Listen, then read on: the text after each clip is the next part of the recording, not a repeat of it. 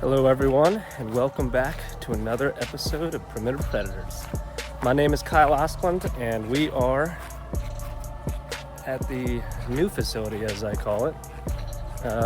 We are going to be renovating one of the enclosures, especially because it's summertime. The grass is growing super fast, so we're gonna get in there, show you guys how we maintain these enclosures safely, because there's monsters like this dude in these enclosures. So yeah, don't want the guys to die.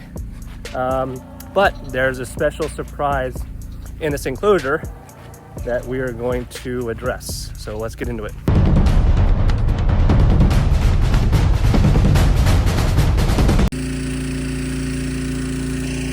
There's my boy. So as you can see, the enclosure is extremely overgrown. And the reason mainly for that is because of what I said earlier about addressing something. Coming up to this moment, she has been super feisty because there's a nest in the back. So with the nest, she was super protective of it. She would not let anyone in the enclosure without her rushing out of the pond and protecting the nest. She's a great mom. She is an awesome mom. I love her for that. I respect her for that. But it's difficult to work with her with that.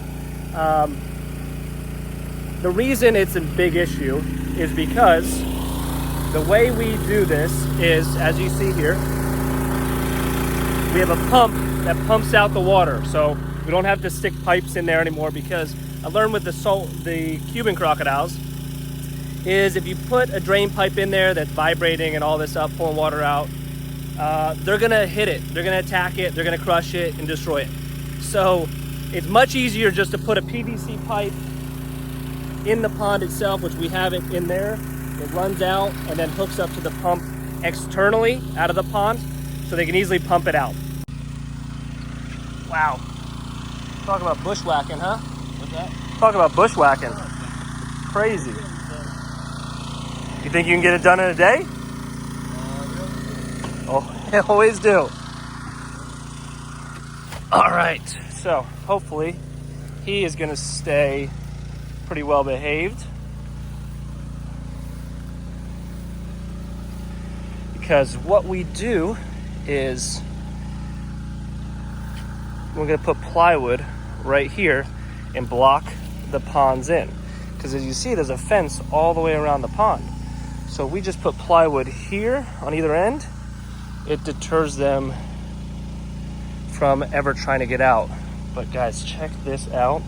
And that's what's so cool about her, is if you can see what that is, that's kind of a telltale sign of what the surprise is in here.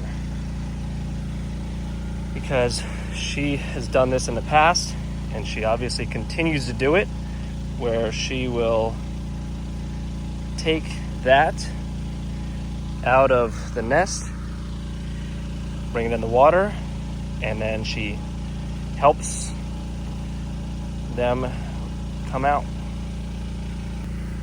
All right, guys, I'm just gonna stop playing around.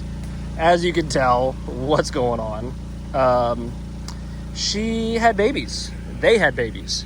So I gotta keep track of the water, make sure he doesn't sneak up on us, because she's over there with her babies, her new babies, but he is hanging around here. But yeah, it's so cool. So what she'll do is she'll dig up the nest and gather the eggs and bring them in the water and crack them open so the babies can easily swim out. I've seen that before, is when the babies are hatching, sometimes they'll have a hard time getting out of the egg, especially that hard exterior. So this is a fail-safe that she can bring them in the water, crush them open herself, and then they swim right out. So yeah, guys, so what we do is the fence here, put the plywood there, so it just really helps deter the crocs from ever coming out.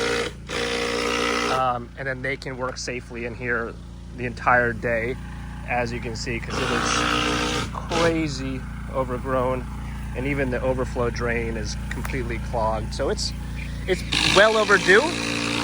But since we're in here, guys, let's go check out the nest. So you can see, like, there's all these different pathways that the crocodile's made. And here we come up on her nest. So as you can see, she dug this up.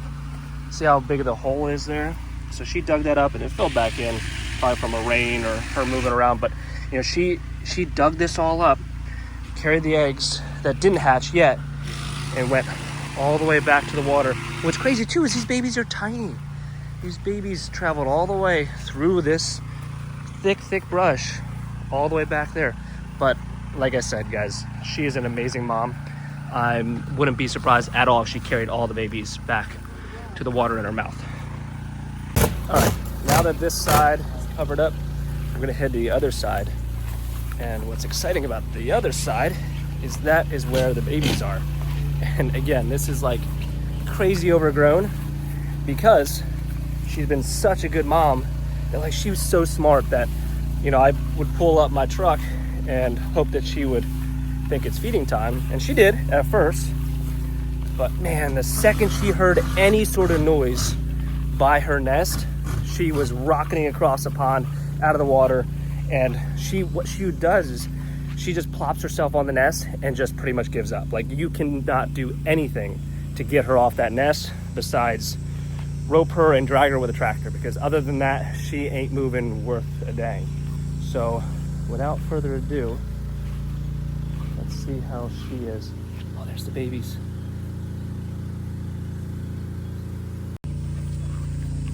Look at that. It's all right, Mama.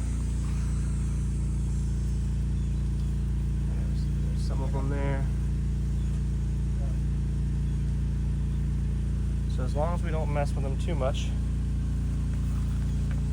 she'll be good. And she's protecting those little babies.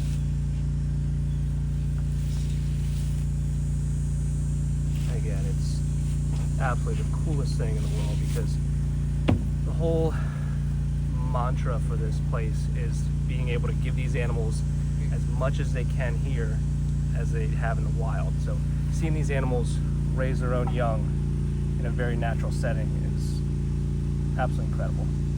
Whenever you're ready, Kevin, I'll just move out of the way. Okay. All right. So now that she has her babies and they hatched, she is more than happy to hang with them. As you can see right here, there she is. The biggest thing is just don't make too much crazy movement, so she's not reactive and could potentially hurt the babies. There's one over there. I want to sneak around the other side.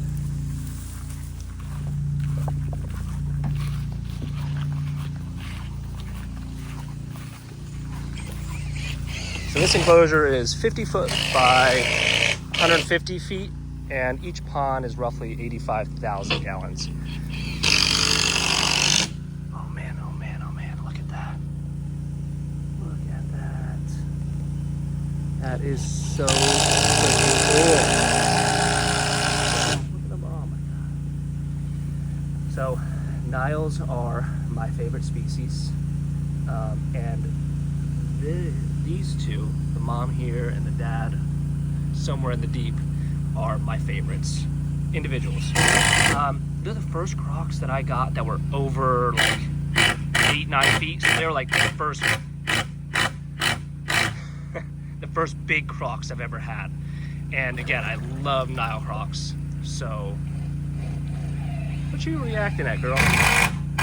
So these guys really hold a place in my heart. And then obviously seeing them actually live their lives, raising their babies in here, is incredible. Oh my gosh, this is too cool, guys. This is too freaking cool. I absolutely love this. And what's cool too is, like, you can see, like, over, let's see if we can get it in there. There we go. You see a tooth right there. So they shed a lot of teeth because they hang out. Oh, look at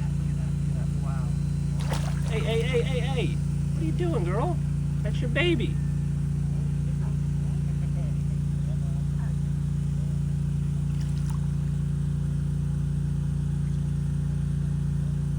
Don't do it.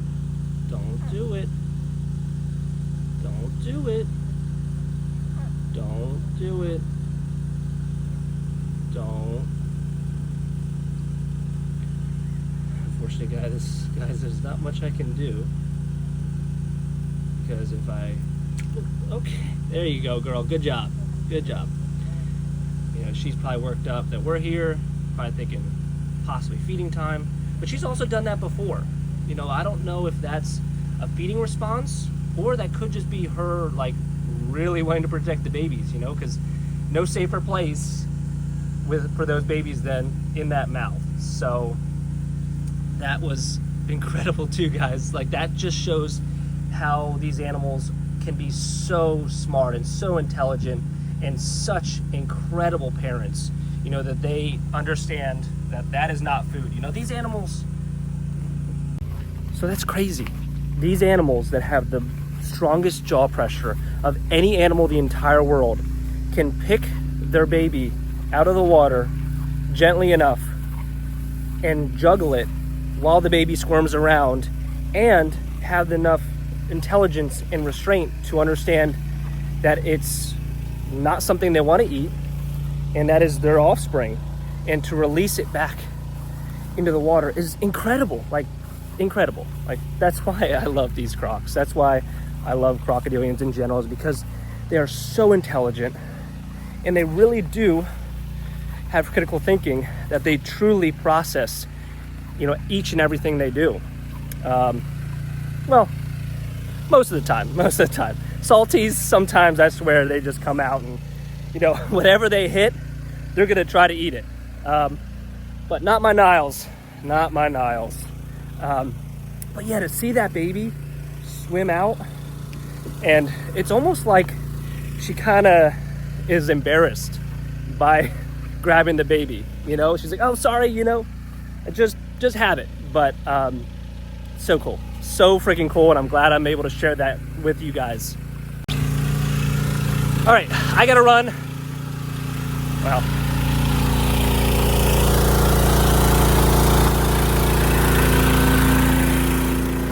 that's how the pump system works. I gotta run, but I will be back, and this enclosure will be looking a lot different. And then we gotta get in the enclosure a little bit, well, I do, and put sand on those ramps right where Mama is. So we'll check back in then.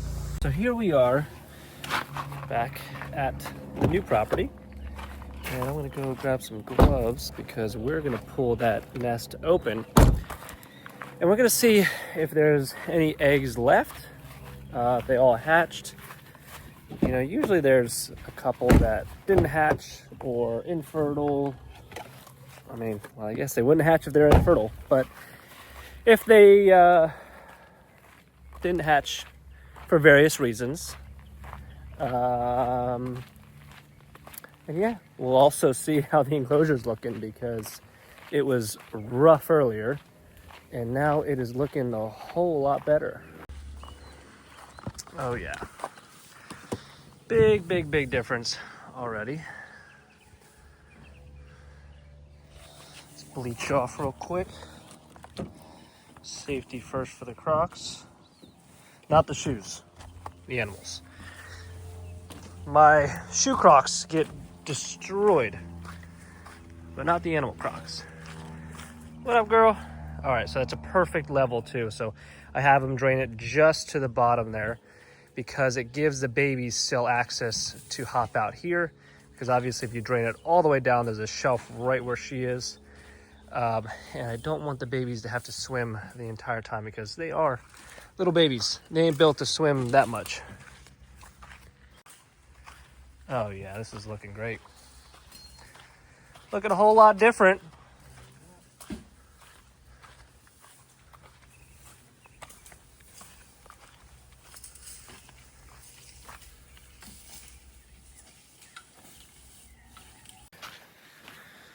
forgot my gloves.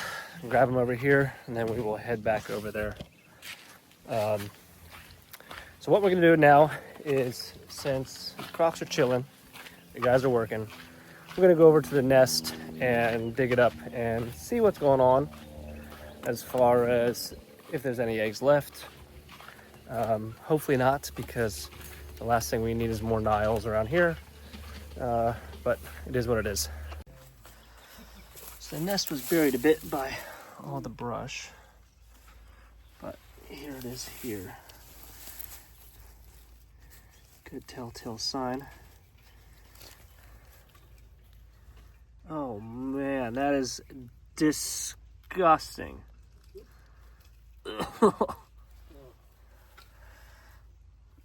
Wow.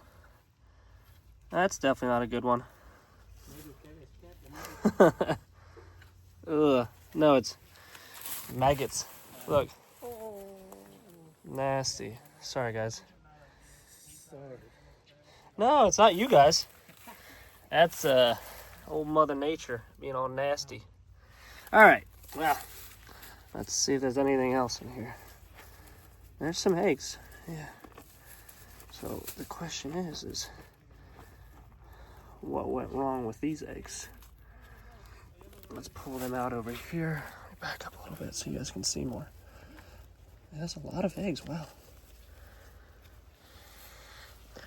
And look, guys, you know, I can't say I'm disappointed by these all not hatching, because, I mean, we probably have 40-something Niles already on the property. Oof.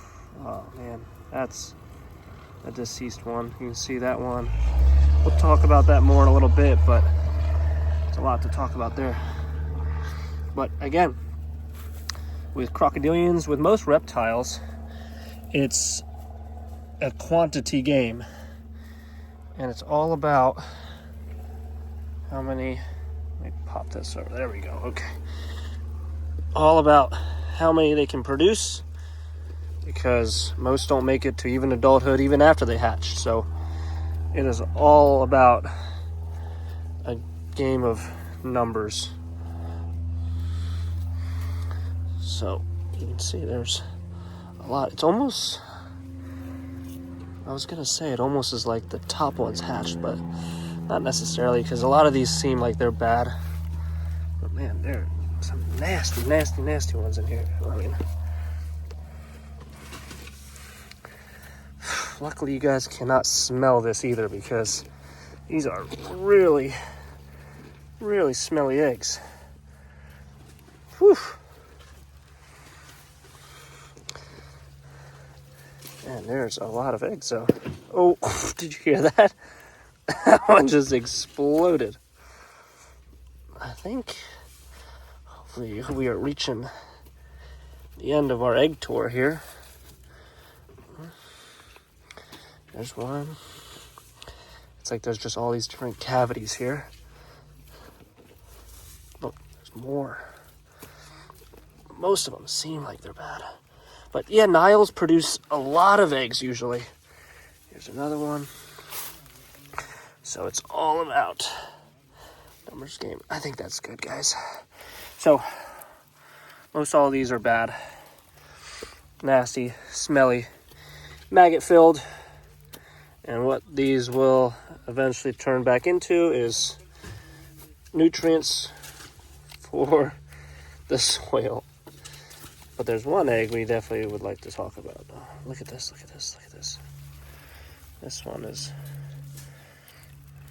one that was fertilized. Oh man, the flies are coming. But it died during the incubation process. Poor little guy. I never like to see that. Always makes me sad to see when they're fertilized and they're developing and then they perish. Rather than just be like a lot of these where it seems like they're infertile. And that one, see, like that one is a telltale sign of it being bad because it's really firm. If I pop that, it's gonna smell absolutely horrible. Yeah, There's a lot of these are just nasty. And also just making sure none are trying to get out of the egg. So that one feels pretty, oh, nasty. Yeah, again, guys, you are very lucky not to be able to smell this. But this is the one I think is really sad too. Really, yeah. See, he was close. He was pretty developed, but unfortunately, he did not make it entirely through the process. So it's not like he couldn't hatch. He definitely stopped developing towards the end. It's very sad. Again, even though I don't need any Niles, I still hate seeing that. So what we're gonna do is I'll have the guys take some dirt and bury that back in. Nothing that like got stuck in the egg or anything. The worst part of this though, Kevin, is my glove. See that? Yeah. It's a tear. So it means all that juice I was popping and the problem with that too is like it doesn't go away. Oh really? The smell, like you gotta use like paint thinner to get rid of it. So gotta get some paint thinner. But yeah, unfortunately, definitely not gonna touch my phone with that hand because it went through the glove. That's why sometimes like this, good time to double glove it. Oh man, what I'm gonna do is switch the phone around and get some cool videos because the babies are up on the bank. I took off there. There they are. See, it's just enough of a lip for them to rest on so they don't have to constantly swim like their mom's doing, but their mom has mastered the art of just floating around. Sorry to be using the phone, but I know you guys are antsy about me getting videos out, and I have cameras coming that will help, make this a lot easier. But, like I said, we're out here, I'm filming, and I do enjoy it, showing these amazing animals to you guys. And here she is. And the babies are most likely tucked up under there. They're probably freaked out about the sand, in their couple days of life. This is a big change. We renovated their enclosure a lot in the matter of a couple days. Well, this was done in a day. So the enclosure they knew is no more. But this will be awesome. We left the grass here, so when the water comes up, they can still hide in here, which is crucial for the little guys. So on either side, for some reason, I'm surprised because, you see how expansive this enclosure is. They usually don't hang over there. They usually hang right here. I'm guessing it's because the parents hang out here. They're hoping for food, because that's where I feed them. And so the babies just tag along with them.